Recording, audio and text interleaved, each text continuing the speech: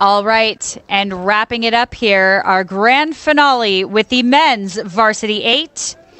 Lane 1, Notre Dame. Lane 2, UCLA. Lane 3, UC Irvine. Lane 4, George Washington. Lane 6, Michigan. And lane 5, Michigan. Lane 6, Purdue. And I have to say, I'm a hint biased towards this event as a coxswain myself, and I am so excited to see what these guys make of this race, because this, I think, as you said, is going to be a barn burner. Man, I mean, we've got George Washington as the top-ranked Varsity 8 in the ACRA polls. We've got less than 7 seconds separating out all of these crews coming out of the semifinals. So I expect to see that this is going to, again, come down to the wire. We might see a come from behind win. We might see some last-minute jockeying for a medal. But right now, what we're looking at is UC Irvine. I'm looking at UC Irvine with a lead position, followed very closely by George Washington. Right next to them, it's going to be UCLA and then Michigan. And then in your 5th place position, Notre Dame, and then finally Purdue. But again, very early on, these crews, again, coming just past 750, approaching 1,000 meters to go.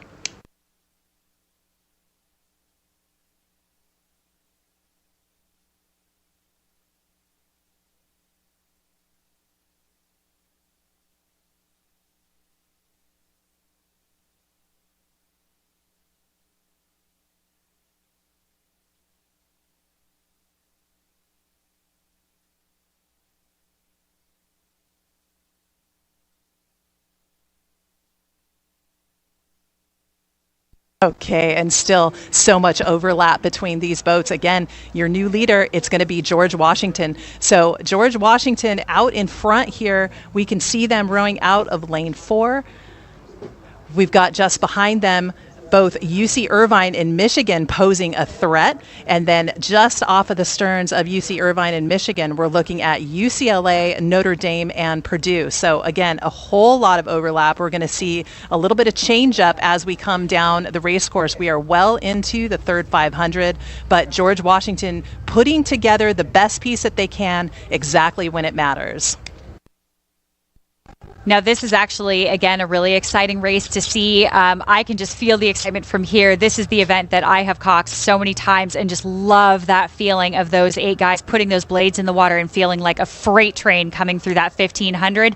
You better believe that once they start, they're absolutely unstoppable, and these guys are going to be gunning for it. So now is going to be about the time that these coxswains need to start thinking about ramping up and heading towards that last 300 here, and taking their crews through those orange buoys to see who they can catch. I mean, this is exciting. I'm getting excited just watching this. Oh, yeah. Well, and you can hear the excitement coming from the shoreline. It's carrying all the way up to the finish line. But we're looking at George Washington, Michigan right there posing the biggest threat coming in. It's also Purdue and UC Irvine. I mean, Purdue coming up to come get a little bit closer to those top 2 boats. But George Washington, again, top ranked 8 in the ACRA polls. They are proving, and again, coming out of the semifinals, coming out of the heats with the fastest times of the day, they are showing that they are a crew to contend with. But look at Irvine. Look at UCLA. Both of those crews also, man, look at this sprint, Whitney. Look at UCLA in lane 2. That is the crew that I'm going to keep an eye on. They might come up to shock George Washington.